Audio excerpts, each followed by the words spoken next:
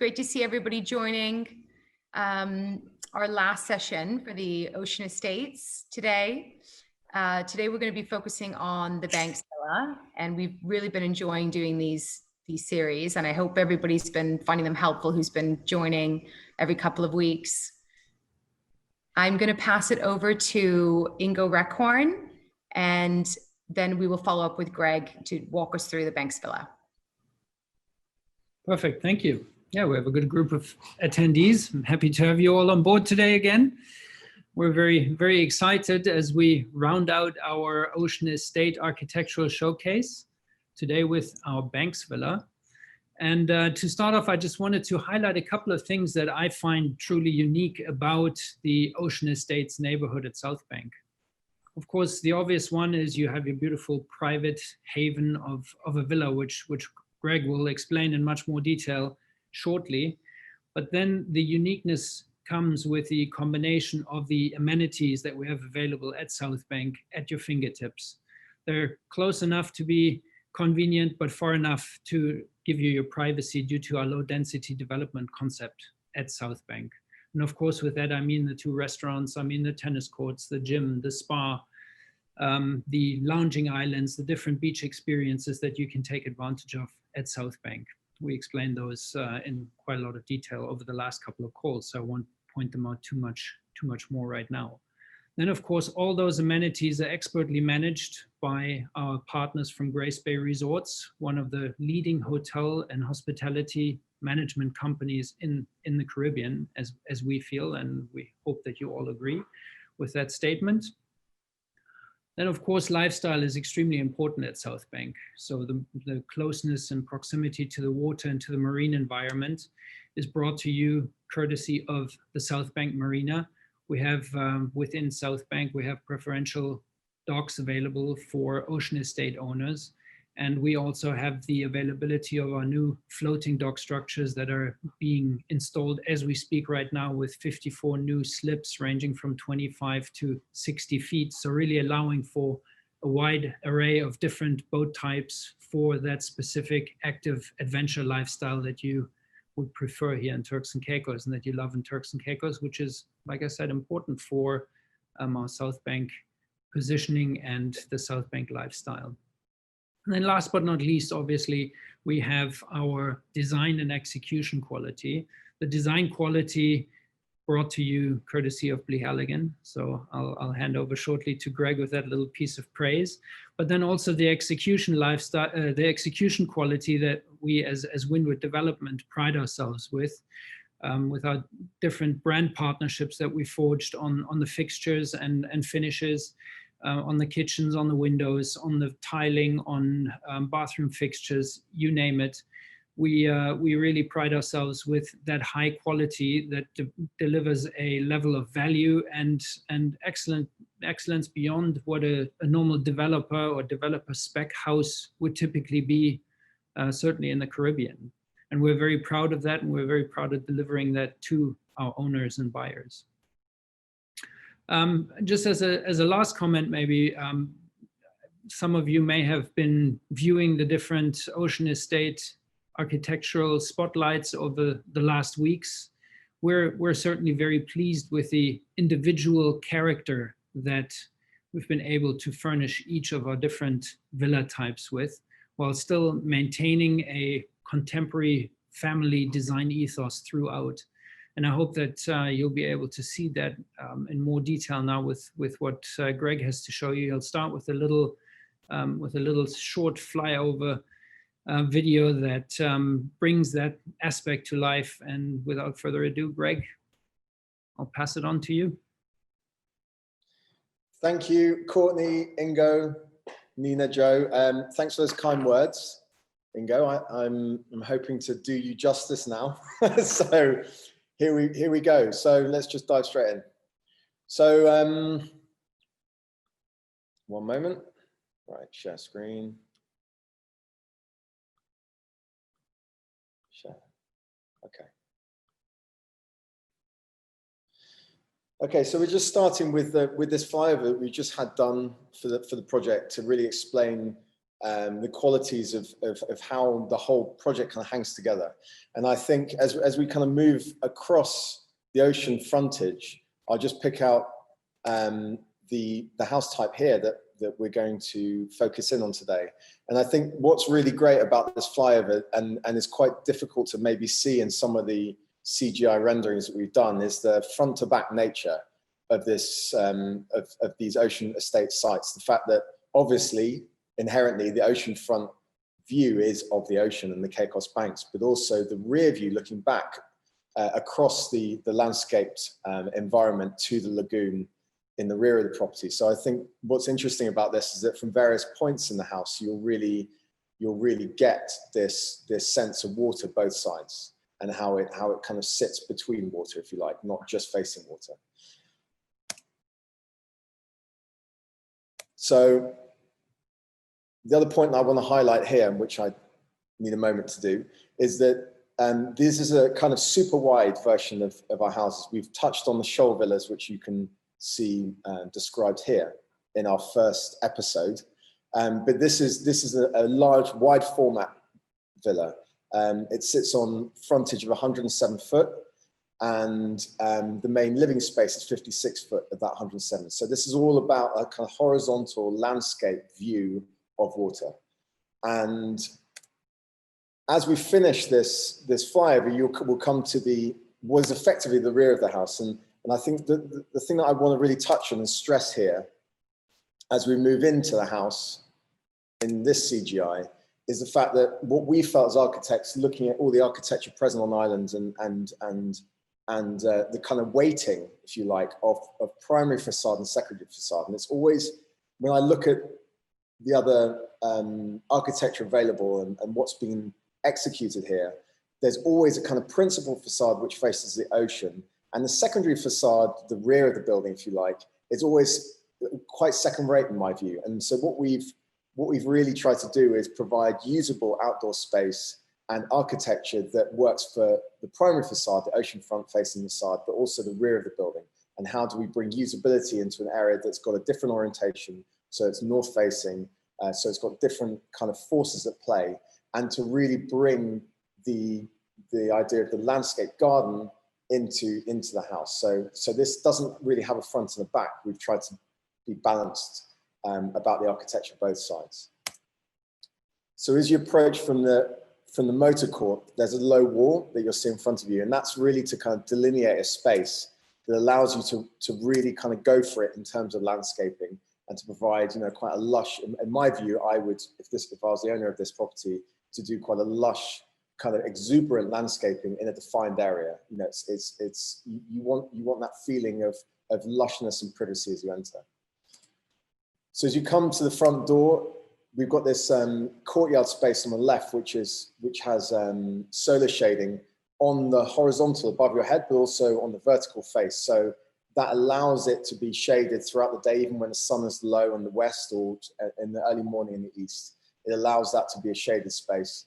And we've pulled in a pool of water, a reflecting pool, which is kind of consistent design idea throughout these properties to bring water right up close to the building, not just from the swimming pool, but use water as a kind of theatrical element. So at night, I can imagine this being a really lovely place to spend some time, have a drink, and also have the experience of dancing light in that environment.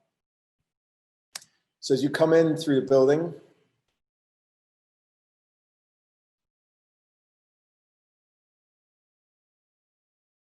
you enter the primary living space. So this is, you know, quite a classic setup, if you like. So let me just let it pan around. So at the far end is the kitchen, which, as Ingo has mentioned in previous episodes, you know, it's a very high-end Italian kitchen. So it's really a kind of a feature as well as a functional item with a large island unit. And it's worth noting here that tucked around the side of this view is the secondary kitchen spaces. So there's a utility and a working, some people call it working pantry or prep kitchen, and a secondary entrance, which allows servicing and staffing from the rear of the property. And, you know, this can be used in various different functions. It could be an area to have a kind of a party. It's not just a functional kitchen, it's a space to kind of present food, to have people gather around. You don't necessarily need to do all the kind of messy work, if you like, of cooking in this space. In front of that, there's a dining area where we've pulled the water right in. So that's kind of a theatrical moment yet again, with steps down into the first pool, and then a living room. And this is primarily a kind of column-free space. The other element that I want to touch on is the heights here. So we've really spent a lot of time trying to maximize the volume and the spatial quality of this environment. So we've got a 12-foot ceiling from the timber ceiling here to the ground floor level. We've got 11-foot high sliding doors, and where you're standing here is 9.5 foot with 2 steps down. So we've really clustered the air conditioning units into deep beams, so you can really benefit from a floor to ceiling of 12 foot, which will kind of create a grand space. So as you move around and outside, what I want to highlight to you all now is there's the kind of inside outside. It's an overused term, but this is truly how this building works. So there's a kind of mirroring of the inside functions, so the kitchen, dining, living room, to the outside. So at the end of your view here is a slatted privacy screen with an outdoor kitchen, a dining space, and an inbuilt lounge. And then the water that comes in to create the steps into the pool, and you're standing where there's another lounge space kind of set in between the house and the water. So that's covered above your head, as you see. So because this is a south-facing elevation, we need to be really careful with the amount of direct sunlight you might get into this building to create really truly usable outdoor spaces.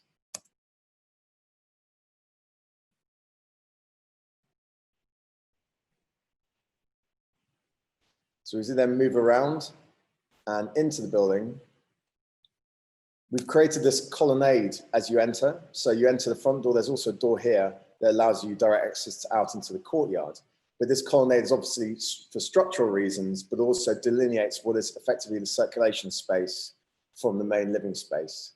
And tucked around the side here, in bookending this main space, is the main staircase up to level 2, and also a little nook in order to work quietly, but in amongst the primary living spaces. And it's a place for homework. It's a place for quietly working, but still within this kind of wide format open plan living. Another view of the kitchen. And then looking round across the space again, I just want to highlight once again, we've created these bulkheads in the ceiling line, which allows for all the usual air conditioning. It's relatively unsightly, all that kind of stuff, that kit. So we've placed all the air handling out of sight to allow this to feel as clean and as usable as possible. And then into that loggia, that colonnaded space, the circulation from one end of the villa to another, and diving into the master bed on this floor level. It's worth noting this is all about width and how to generate a sense of space and light and volume. So hitting the end of this line, which is where the closet is as you enter this master bedroom, is an outdoor shower, which is hidden underneath the cantilever from the floor above, but also this view to landscape. So as we swing round, one of the other points to note when we're thinking about these buildings is about privacy. So how do you have a house which can work for a dozen people, but also create areas where you want to feel privacy? And I think one of the other points to highlight is that we always find with some of the villa designs that we see is about the need or the desire to have a master bedroom at the ground floor level, but it's always very much part of the public space. So they never feel particularly private. So what we've done here is set back this section of the building some feet from the primary facade, which breaks up the elevation architecturally, but allows for this very, very private outdoor terrace with its own access to the pool. So in this area, you'll feel totally private from what's happening in the main public areas, but you have all the kind of usability and functionality of being able to walk out into the landscape, being able to use the pool, but in privacy. And yet again, this is about, you know, providing solar shading and privacy screening. So this house is all about screening of some way. It's either to do with privacy or it's to do with sunlight. So another view of these outdoor lounge areas, you know, both sides of this lounge has got water kind of running past it. So that'll feel, you know, very much embedded in the pool. It's not a kind of separate entity. They kind of blur and cross each other. This is a CGI view of that. Fans, solar shading, water. You know, this is a really highly usable outdoor space. And you'll see that setback that I just described. So the setback happens to the ground floor on the left-hand wing of this building, but also to level 2. And we'll enter that space and we'll see a few other little design features that we've included. So you crossing the covered terrace, which is totally private, you swing round, and in between this bookend, if you like, of the building and the main body, which is set forward, we've tucked in an outdoor shower space, totally private, allows for really kind of flexible use of this ensuite, of this master bedroom.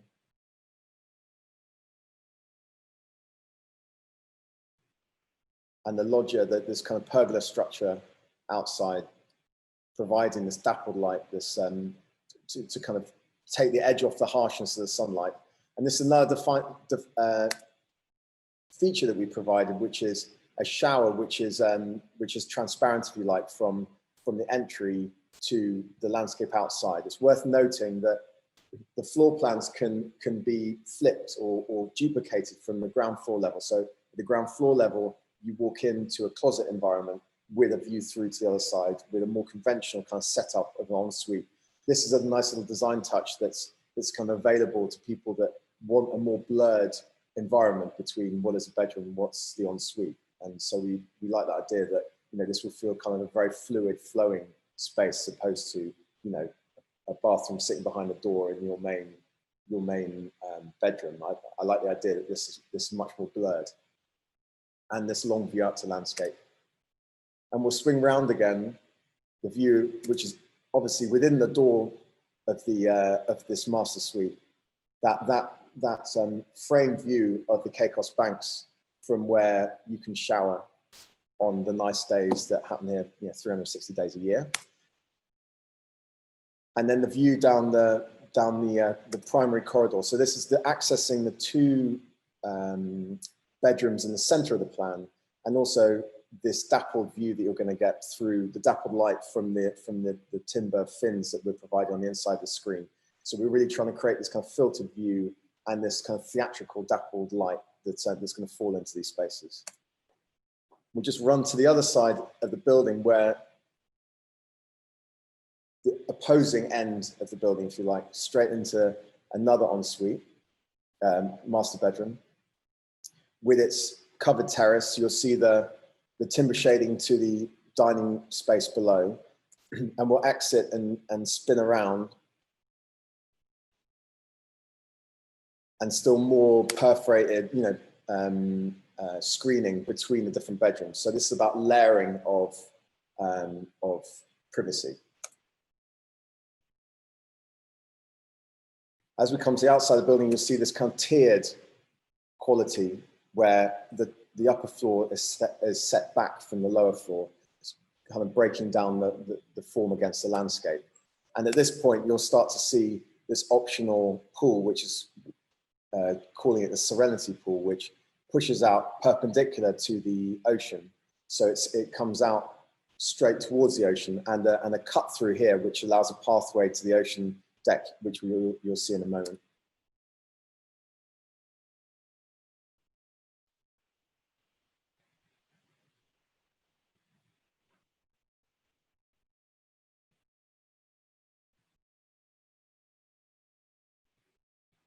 So it's inside, kind of outside in the landscape, covered inside, covered outside landscape.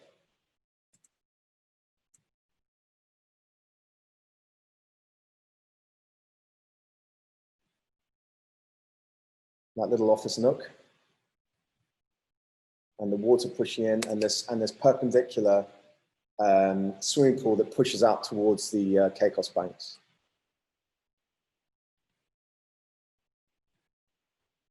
With its acrylic end, so you get this really cool moment where the water appears to kind of join with the sea.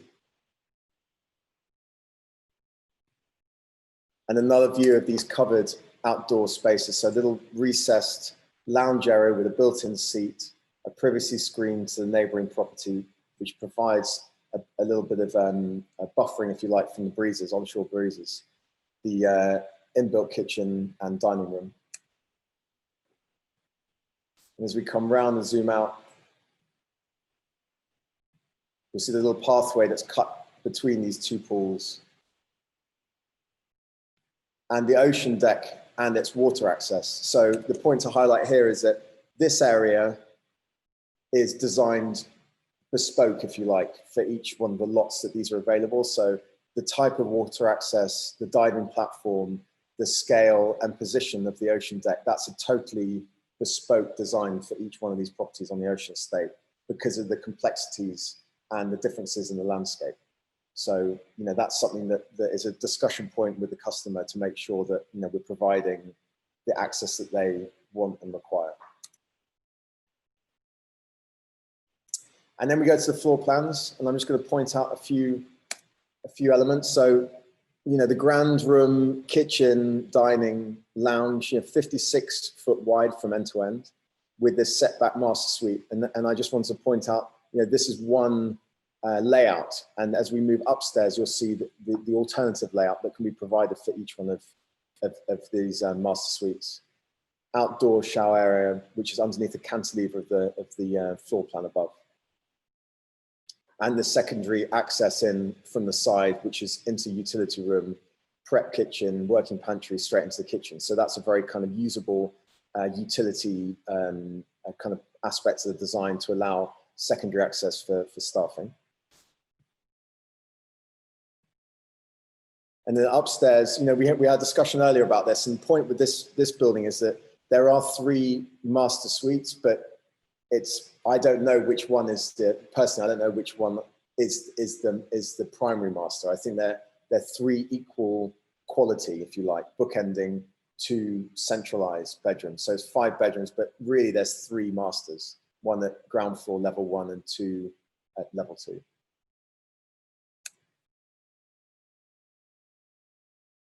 And then some facts and figures.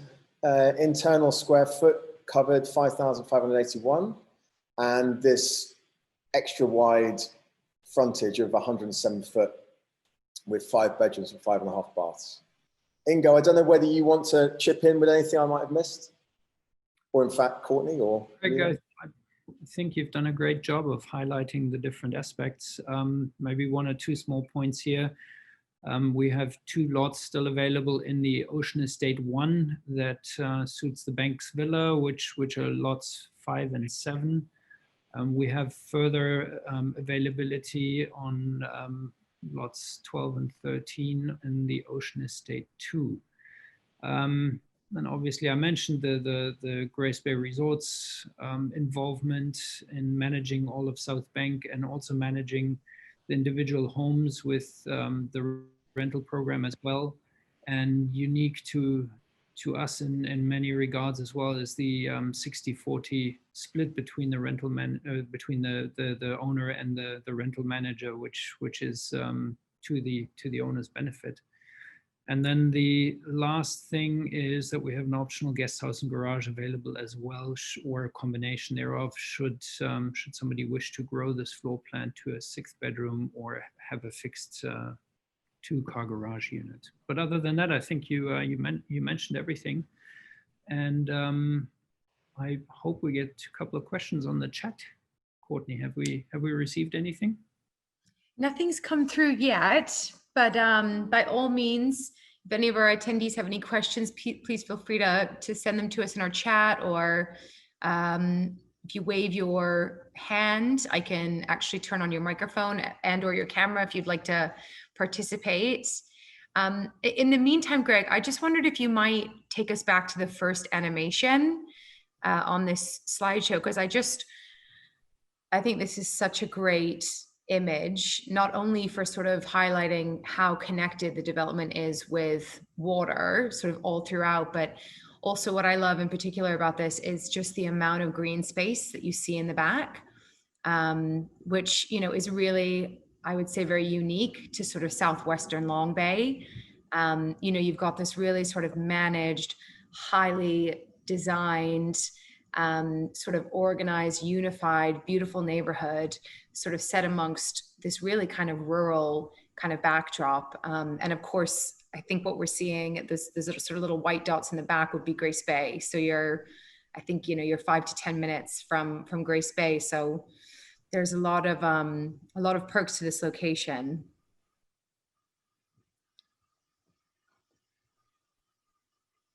And just checking the chat here to see if anybody else might have a question. Oh, you know, Ingo, what about custom finish choices? Is there sort of anything in particular about the Banks Villa that we want to highlight? Well, we have different finishes to choose from in multiple areas. Like I mentioned before, we have a bespoke kitchen design that is very very special and unique, and probably should have included some pictures in this because that kitchen island shown on the SketchUp program just doesn't do any justice to what will really be there. It's just this monolithic piece of marble with mahogany insets that will create something very unique for this space, for this wide open 56-foot space. It's quite spectacular.